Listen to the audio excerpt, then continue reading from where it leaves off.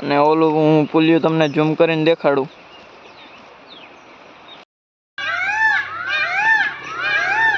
હાય ઠાકર મિત્રો, તમારું સ્વાગત છે મારા બ્લોગ વિડીયોમાં. અને અત્યારે વાગ્યા છે 2 અને સવારે આપણે કંઈ ટાઈમ ના હોય બ્લોગ ઉતારવાનો.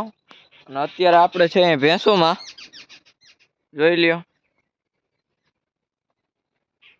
2-3 ભેંસો બેઠી છે માદણામાં, બીજી બધી ધીરે ધીરે ચરે છે. તો હાલો હવે થોડીક વાર પછી મળીએ અને બ્લોગમાં બન્યા રહેજો. જોઈ લ્યો મિત્રો, ભેંસો ચરવા માંડી છે બધી. હવે આપણી ભેંસો આવી ગઈ છે પુલિયા પાસે ચરવા.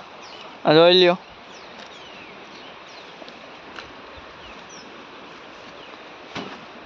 અને ઓલું હું પુલિયું તમને ઝૂમ કરીને દેખાડું.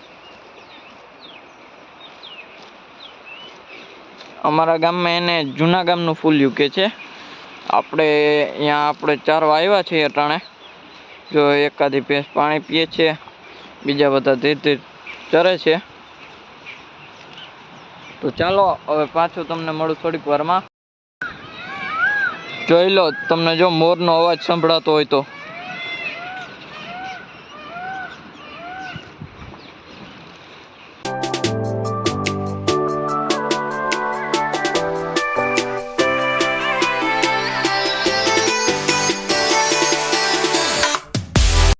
હવે આપણે પુલિયાની આ તરફ આવી ગયા છીએ.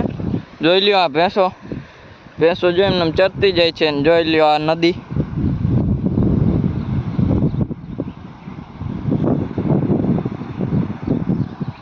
નામણી કરો, હજી 3-4 ભેંસો જો આવે છે ધીરે ધીરે. તો બન્યા રહેજો આગળ બ્લોગમાં. તો હવે આપણે ભેંસોને લઈ જવાના છીએ ઘેરે. જો ભેંસો ચાલતી થઈ ગઈ છે.